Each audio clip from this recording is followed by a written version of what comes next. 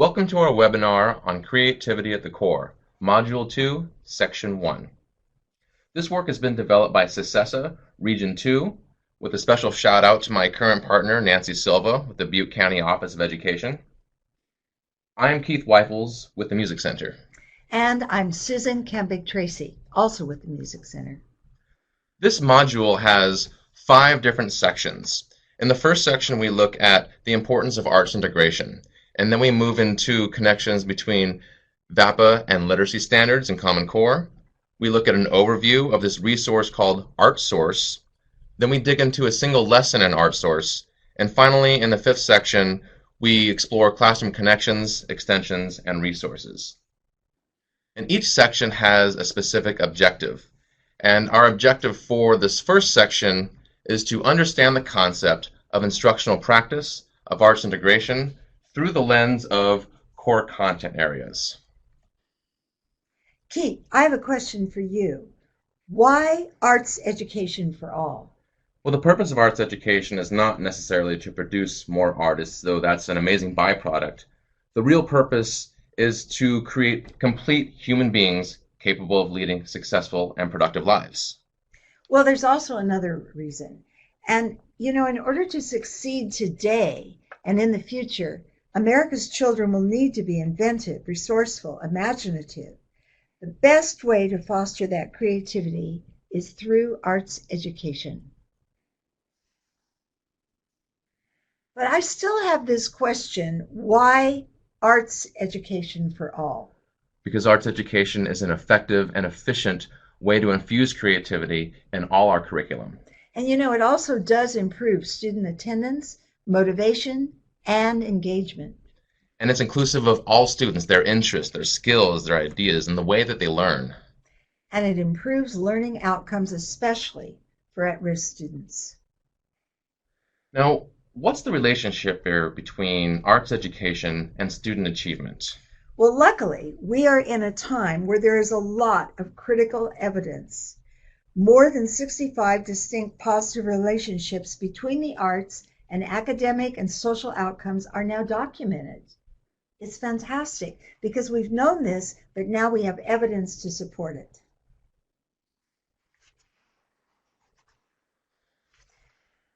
Arts education and creativity do matter, but why do arts education and creativity matter? Well, research shows improvements in 21st century learning skills such as creativity, critical thinking, communication, and collaboration. And there's also achievement in English language arts, math, and other core curriculum. And improvements in college graduation rates. And don't forget learning skills and habits of mind. The arts develop transferable skills. We could take almost any core subject and we can find the skills in that core subject that are valued and taught in the arts as well. And this is one of the areas that we have integrated learning. But let's take science. Think like a scientist. Well, a scientist asks questions. So do artists, all artists. We ask questions about things and we gather information so that we can become smarter about it.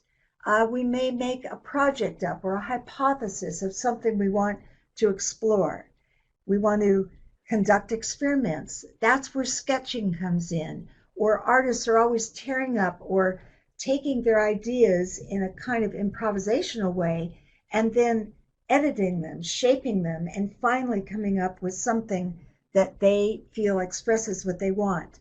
So we observe these results and we share these results and we even discuss them afterwards.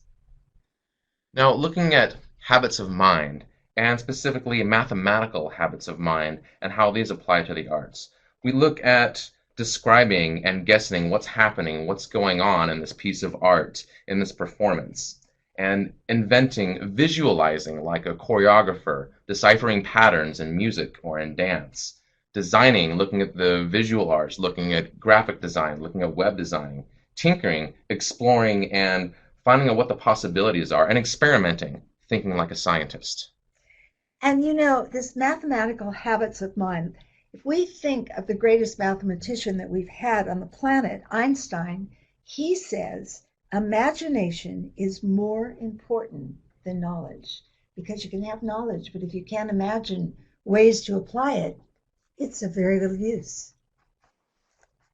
Now, these ideas also lead to success in learning, in careers, and in life. I particularly like the studio habits of mind, which were designed by visual artists for practicing their art in a studio environment. But they apply to all of the arts, and there's some of these qualities that we need and some of these skills that we need throughout everything that we do.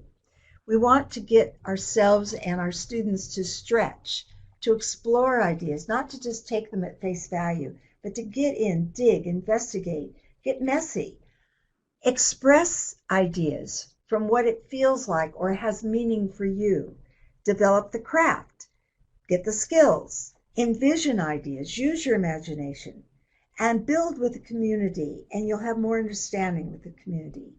Use observational skills, be astute. I think one of the most important is to deeply engage in the process of the arts of learning, and then in engaging, persist through the mistakes, through the things that you might call failures. For many people, the failures actually lead to new illuminated points of discovery. We want to reflect and we want to discuss what experiences we have just had and the meaning they have for us and others. Why arts education for all? One reason that's often overlooked is that it's the law. California Education Code requires that arts education at every grade level is implemented in all 4 arts disciplines at dance, music, theater, and visual arts. It's also an issue of equity and access. I have very, very strong feelings about giving equal opportunities to all students and having teachers that are capable of guiding them so they can access their own skills, ideas, thoughts, processes. But there's unfortunately a growing disparity between those who are able to take advantage of the benefits that we're speaking in arts education and those who cannot. It's often about money. Now, this picture is one that I can relate to. I was very much like the little girl hanging to the ledge of the window, looking outside rather than being inside the experience in the classroom. I was a dreamer. I was a person that needed more stimulation than I often got in the classroom. And so I would like to bring the outside and that sense of excitement and exploration and adventure and discovery into the learning process so that students make the classroom an exciting, engaging place that prepare them for anything they want to do in their lives. And now that we're beyond No Child Left Behind and into the Every Student Succeeds Act, we have more of these opportunities to bring the arts into our classroom. But we frequently hear things like, there's no money for the arts. And that's been true throughout history and certainly in the 2008 economic crisis. But these days, there are more avenues for funding for the arts. We look at the Local Control Accountability Plan and Title I funding that can be used for the arts. Common Core money can be used for the arts. And there are many, many grants out there. And then there's this idea that there's no time for the arts. Well, I have personal experience with schools and districts that make the time for the arts. So I say, if not now, when? Okay, but I still don't fully get it. Why the arts now? These days, we're really focusing on high-need students and the Common Core ideas of depth of knowledge, close reading of texts, and using evidence to make inferences. And don't forget habits of mind. These are the skills and the processes that we need to discipline our talents and to develop them. So we need a broad integrated curriculum, universal themes that run throughout all of the human experience, and creative, original thinking. And all these goals, they're supported by arts education. They're supported by Common Core, the Next Generation Science Standards, and the LCAP. And now with this growing charter movement, there are many more possibilities to bring the arts into schools and districts. And this is so needed. I just heard an NPR interview about with a filmmaker who was Hispanic about the lack of other Hispanic filmmakers and directors. And it's not because they don't have the skills. It's not because they don't have the ideas and the abilities, but they needed a little bit more discipline of their talent. So they needed to develop the skills to take their talent to that more all-encompassing level. And that's what the Hispanic filmmakers are doing for other Hispanics that want to go into the field. But I like the idea of disciplining the talent in order for it to be developed. Well, this brings us to the creative thinking mind. We've known for a long time about the left brain and the right brain, and the left being the more organized part of the brain that has your executive skills of organization and the critical thinking. And the right brain is a little bit more messy. It's a little bit more free form. It's many times people who, if they only have right brains, seem a bit flaky. But when you bring these two things together, you have a human being that really illuminates and expands the possibilities of potential for living your life more fully, more inventively, creatively, more joyously. And so it's both these sides of the brains that we want to develop. And just the left brain abilities and capacities alone are necessary, but they're no longer sufficient for preparing someone to be in this world that is a creative one where things are happening and changing so rapidly. Let's explore this idea a little bit more in this video called the Right Brain Initiative. Let's take out our handy crystal ball. Right there, next to our iPhones and Blackberries. What sort of world will our kids enter? It will be multinational, multicultural, digital, handheld, real, virtual, propelled by images and music as much as words. It will be both more hopeful and frightening than any age before it. And, like it or not, keenly competitive. In that world, their world, factories and foundries won't rule the day, but ideas. Unshackled, integrated, 360-degree imagination. So, we have to ask ourselves, is now the time to pull the plug on arts in schools? The arts, which enhance every aspect of education, from reading and math to critical thinking, social skills, and motivation. The arts, where dance, drama, music, and motion help young children turn the ABCs into actual literacy. The arts, often the final link tethering at-risk kids to school. Arts woven through a curriculum change have to into want to, and create places of teacher innovation, community engagement, spirit, and common ground. And while 93% of Americans see arts as vital to a well-rounded education, you wouldn't know it from our Cut Arts First policies. Which brings us to our mission. Brains come with two sides for a reason. They need each other. They fill in each other's voids. One is messy by plan, the other regimented. One is linear, the other bounces off walls. One reasons, the other feels. But what happens when they work together is magical. Magical enough to make kids connect, achieve, aspire, succeed.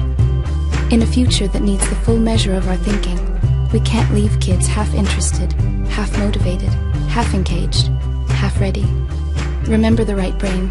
It's not an education without it. The Right Brain Initiative.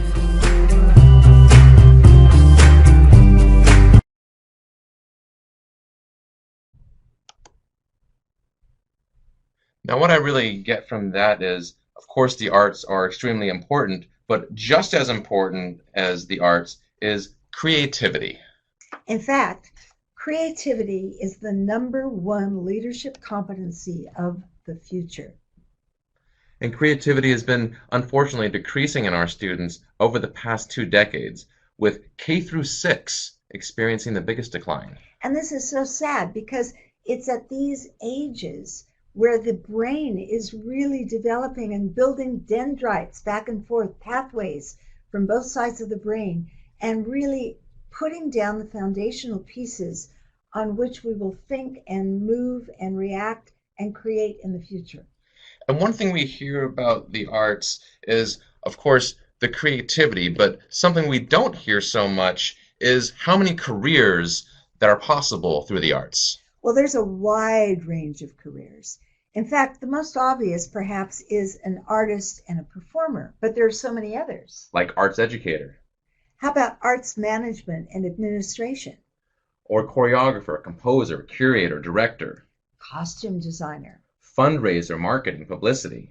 And don't forget graphic designers. Or business leaders and creative thinkers.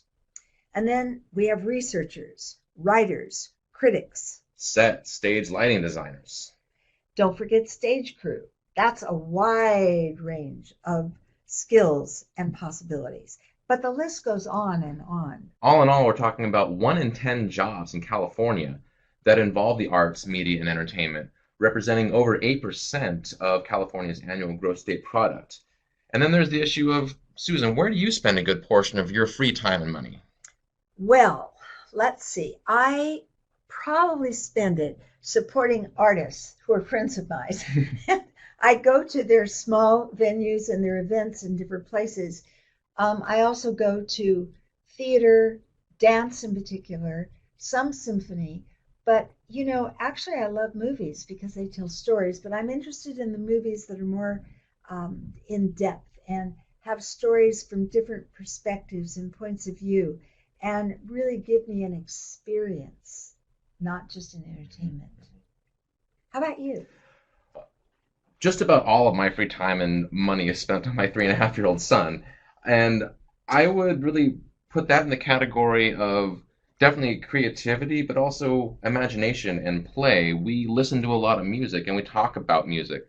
We look at art. We create a lot of art. We go to the library and we explore there. We read books. We go to the park. We go to the playground, and we create different characters, different scenarios that really tap into imagination and creativity. And speaking of creativity, there's so many people that are embracing this movement of the maker.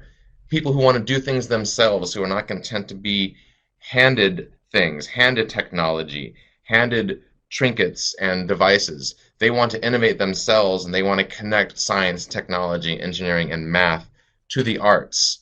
And this is a movement that encompasses over a third of United States adults who consider themselves makers in one form or another. I think this brings us back to that biggest urge when we're children, where we want to be makers. And we use our imagination, our curiosity, which is absolutely at the beginning of imagination. And we want to make things out of objects. I just had a 3-year-old grandchild with me, and everything she found, she put together in interesting new ways that we had never considered. And just that idea of being a maker of things and the investigation that's required to make that really work, the balancing and the does it stick, does it hold together, and do I like it? Is it artistically interesting? But you know, one of the movies recently that has really touched me is The Martian. And just to give the quick synopsis, it's a man who is an astronaut, but he is believed to be dead, and so he gets abandoned on Mars. And he has to decide either to give up or to use his imagination, his problem solving, all the skills he has as a scientist, and I believe he's a biologist as well. He needed to survive, and he put things together in every way he could possibly think of with his knowledge and background. But it was his creativity that was the sustaining piece that allowed him to eventually be rescued, to live long enough. Now, we've looked at the what and the why and even the when and the where of arts education. But Susan, how do the arts support learning? Oh my gosh, they support learning in so many ways. But I think obviously children and learning are at the core of all education and also arts education. And there's 3 ways that we tend to use the arts. The first is arts enhancement. And that's nice. where art is an added element to enhance instruction, but without actually giving instruction in the art form. An example of this would be that I go into many classrooms, and I'm excited by seeing teachers have the children illustrate a scene or a character or a problem or a challenge in a book that they've been reading. But they give them no skill in art. So what happens is a fifth grader will still be drawing at a second or first grade level because they've had no instruction on how to mature and what other things like shading and three-dimensionality and perspective that they could bring to the enjoyment of these scenes that they're creating. Well, the second is what we call arts education. Arts education is visual and performing arts-based instruction. It's where the arts are treated as disciplines with rich foundational, treasured boxes of knowledge and possibilities to help you have a more interesting and academic life in the future as well as an artistic one. So it's really where the arts are taught with skills, with knowledge, and that's where the VAPA framework will come in. The third one is arts integration, which I think is quite popular now, and it is taking arts instruction and core instruction so that we learn through the arts, but each subject used, if it's theater and if it's, say, social studies, they're both taught with enough skill and respect that the arts are seen as an equal partner. And then the arts themselves can be used as texts to be studied, to be looked at, to be discussed, to find evidence to support different points of view. Now, looking more closely at this idea of arts integration, we have this definition from the Kennedy Center, and they state that arts integration is an approach to teaching in which students construct and demonstrate understanding through an art form. And they go on to say that students engage in a creative process which connects an art form and another subject area and meets evolving objectives in both. That equal partnership that we were talking about. And this is a fantastic and well-recognized definition, but if it doesn't work for you in any way, shape, or form, you're encouraged to create your own definition of arts integration that you can use at your site, your school, your district, your classroom. Now let's take a look at myths and the actual reality. So there's a few myths about creativity that people have held for a long time. Let's look at what's a myth and what the reality is. Number one, some people feel that creativity is a special gift and only a few people are born with it, and most people don't have it at all. But the reality is that research shows that everyone can be taught to be creative by nurturing their curiosity and making sure they don't lose their creative confidence. Myth number two, creativity only matters to artists and artistic people. Reality. Creativity is a habit of mind that adds value to every aspect of our lives. Well, myth number three is that creative experiences are difficult to fit into the curriculum. Well, I say that creativity can and should be woven into common everyday experiences to make the curriculum come alive. And this is the hallmark of great teachers who, when given a couple of strategies or skills, can make just about all of their content come to life in the classroom. But Keith, I have a challenge for you. How would you do this? I would bring content to life through the arts, using texts. So using a story, using a poem, using a piece of informational text or nonfiction, and use theater to bring those ideas to life, or to use dance and movement to bring the theme of a poem out, to bring characters to life in a story or in nonfiction or history. So this is interesting to me because your background is in music, and yet you would feel comfortable enough to use theater or creative dance. Theater, absolutely, and movement. I'm not sure about And creative movement. dance. I don't know if I have the qualifications for that. Okay, well, creative movement is a form of dance. Okay. All right, well, let's ask ourselves why boost student creativity? Why is it even important? Because creative challenges foster brain development. And these result in the higher level thinking that we're seeking today in our students and creative problem solvers. And in addition to solving problems, the arts really activate students' positive emotions. So we get these positive emotions that they're experiencing, and they're more interested then in engaging in learning. So it supports learning, creativity, and also memory. And this leads to engagement, which brings us back to higher graduation rates. Keith, what art form are you most comfortable with in using to discuss or collaborate with your teachers? Well, I have an arts music background, and so definitely music. I feel very confident in that. But as you brought up a little bit, using theater has actually become somewhat of a strength of mine as well, having worked with so many great teaching artists and educators. Theater is so easy to integrate into content, and really, if you can move, if you have confidence, and you don't lose that curiosity and you're willing, you can do theater and you can use it in your classroom. That's great. So, Susan, what content area would you select to integrate with your art form of choice?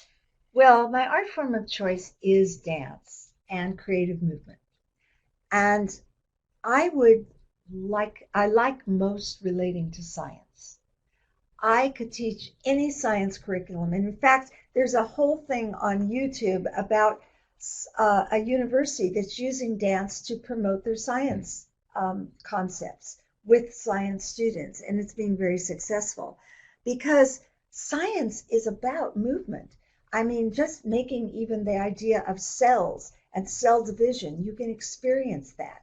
I've taught bacteria and the 3 different cell types of bacteria and how they combine to form all these various other things, some of which are good for us, some of which are destructive to us.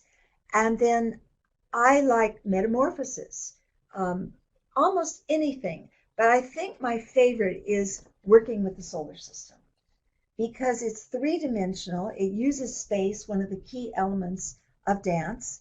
And we are able to learn such concepts as orbits and what the sequence of those orbits are and what the size of those planets are. We can experience them, feel them. The gravitational pull, what is gravity?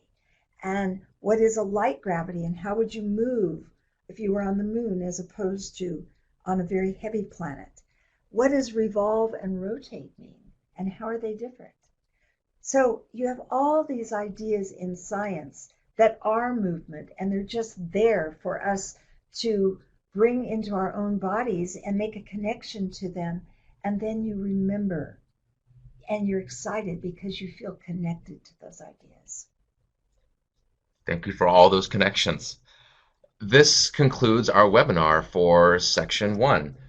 We'll see you in Section 2.